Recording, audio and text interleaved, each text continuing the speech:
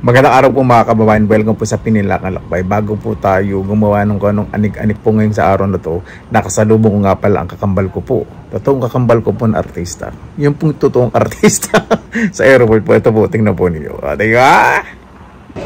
Ayun po mga kababayan, kasama ko po si Sir Richard Gomez po. Maraming salamat po sir. Ayos. Sa mga taga Bulacan, ayan. Salamat po sir. Thank you. Sobrang bait po ni Congressman Richard Gomez. Nung nakita ko po siya sa airport, talaga minukan ko po sa, sabi ko, sir, yun. Nung nasa airport po, talaga medyo nailang pa po ako, baka mamaya pa syempre, pagod din po sa biyahe o kung may storbo. Tapos kinuusap ko po siya kung okay lang po bang kumuha ng picture o okay lang po bang kumuha video. Syempre tinatanong para sa, sabi ko, nagbablog din po ako kasi isa rin po kayo naging inspirasyon ko po at napapanood ko po yung pagluluto po ninyo. Di ba? Tingnan po ninyo yung mga pagkakataong gan. Kaya sobrang papasalamat po ako. Pagkatapos po noon, medyo nagkakwentan po kami ng bagay. Siyempre, confidential naman po. Ibig sabihin, I respect his privacy po dahil siyempre galing po sa isang lugar o sa ibang bansa na hindi ko po siyempre i-broadcast dahil hindi naman po humingi ng authorization. Sa bagay po, humingi po ng authorization na sabi ko po na bablog ko po, kuha po ng video at napakabait po talaga. Kahit sa simpleng clip na ito, wala ko sa sarili ko. Sobrang blessed lang po ko. Kaya, tara, diretso na po tayo sa gagawin ko po ngayon na munting pamamasyal din po dito po sa aming munting munisipalidad ng Bulacan. Pasensya po, nabubulol po ko dahil sobrang pagod din po ako maghapon dito po sa pagpapagawa po ng bakod sa aking tahanan. Sama po ninyo, maraming salamat po Congressman Richard Gomez. Ang isa pong gusto pong itanim po talaga sa bakuran, saging. Bakit? Kasi hindi po ito makalat. May bunga po yun yung sabang ko sa ano. Kita ko po. Ay po. Ang laki po bunga nun. Saba po siya na mahaba. Yung plantain po. Plantain sa English. Yan po. May dadaanan po yung kapatid ko. Yung 1,000 fingers. Titignan ko po kung makakaamot o makakabili po tayo ng suwi. O ibig sabihin yung shoot. Para itanim po din. Napakaganda po nun. Sumaside po sa lupa po yung, yung bunga. Sana makahingi po tayo. Dadaan ko na lang po sa bangis ko. Ito naman po yung bungulan. Hindi po bunguan bungulan. Yan po. Pag na po yung green pa rin po yan. Pag magulang, pag nahinog, green. Siyempre pag nagtagal, maninilaw din po. Pero pag nadilaw po kasi, sobrang lamot na po yun. Sa mga nagtatanong po kada po yung tanim po dito, bataw sa kaube. Itong grapes, ililipat ko po dun sa dun sa ark para maaraw at mas maganda po pagtubo. So pag alis ko gusto kong organisado, may bakod na po itong aking ari-ariya at makas po yung mga tanim. Tara, sabang po ninyo titignan po natin yung punla na seedling na 1,000 fingers kung makakahingi po tayo. Ito po yung pupuntahan po ng ating lugar, diba? Napakaganda. May mga palaisdaan po dito. Ito po, ano po ito? Ilog. Sa likod ko naman po patubig. Ano po rito? Kaya ting magma, marami pang lalakad dito eh. Jogging road po itong tinatayuan ko. Ayan, dito po. Ito po yung patubig. Doon ang ilog. Kakaiba po sa amin, inaayos po talaga. Jogging road po yan. Para sa basa? Hindi. Yan, ito po yung 1,000 fingers na saging. Ganda po yan kasi nadaan na po ng kapatid ko. Ito po yung tsura po niya pag nahilog. Palit na pala. Palit na po talaga gatabungan ito. Ganda lang. Yung niya ito po yung pinakailalim. Matataba. Tingnan po natin. First time ko po matitigman po ito. Pinahinog po talaga ni Kuya.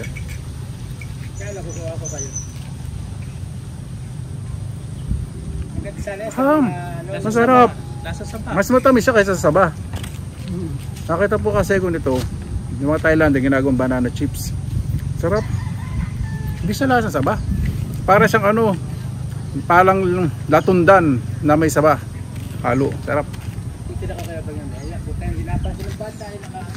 Malinis po yung patubig po dito sa amin. Sabi po ni Kuya, balikan po namin 1 week. Siyempre, ilan lang po yung suwi, yung usbong. Tinira daw po ng kambing. Sabi ko kay kuya, wag pamigay kasi pinaghirapan niya rin din po pala yan, itanim.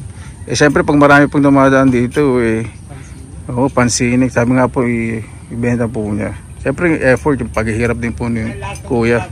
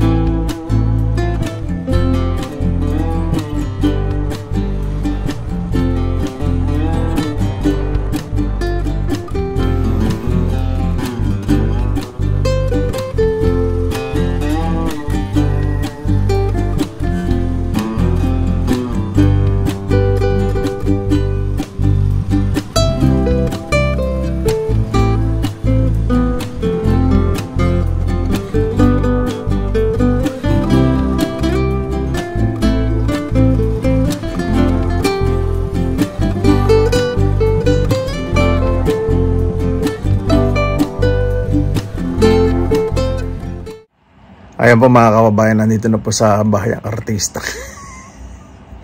So wala po tayong na hingi o nakawa po ng suwi ng 1,000 fingers na banana seedling. Next pa po kasi maliit pa daw po. So yung bunga po na ani, ito po yung picture nung may bunga, pakikita ko po. Ayan, nasa screen po na yun. Yan po yung bunga po niya, dalawang buwig. Nakita po natin yung kanina parang naani na po. So kailangan po talaga patubuin muna. So after 1 week, titingnan po natin kung may makuha po tayong binhi. Siyempre namasyal po muna kami ng kapatid ko. Tinignan ko po yung lugar po namin kasi matagal na rin po akong hindi nakapaglibot-libot dito. Dahil tinguwi po ako, lagi po may pinapagawa po dito sa aking pong lugar dito po sa gilid ng bahay. Marami na rin pong nabago. Pero yung mga kainan, napakarami pa rin po. Mas dumami po ngayon kaya napakasarap po talaga ng simpleng buhay. Hindi po talaga maipagpapalit. Yan lang po ngayon. Gusto ko lang pong lumabas sa araw po na to para naman makalangha po ng ibang hangin. Nakamiss po. Ang dami ko pong namiss nung kanina nung namasyal po kami magkapatid. Yung simbahan sa may palengke. Tapos po sa kanya po, iba-iba na po talaga lugar. Medyo dumami na rin po yung mga tao. Paano po? Sa ngayon ganito po muna. Pasensya na po at pagod na pagod po ako dahil may pumasok pa rin po ngayon kahit araw ng linggo dito po sa akin pong pinapagawang bakit kapitbahay ko po na masipag. Sabi ko sige lang para daw sa Lunes mas diretso na daw po yung ibang gagawa, di ba? Kailangan po talaga pakikasama po sa kapitbahay. Paano po? Maging mabuti po tayo sa kapwa kasi kahit saan po tayo magpunta. Yun nga pong may-ari po ng saging, sabi ko po na kasi syempre pinaghihirapan niya rin po yun. Galing pa po daw ng Pangasinan. Sabi ko niya pamigay yung mga seedlings kasi pinaghihirapan niya. Sabi ko kahit paano ibenta niya kasi siguradong maraming taong bibili po.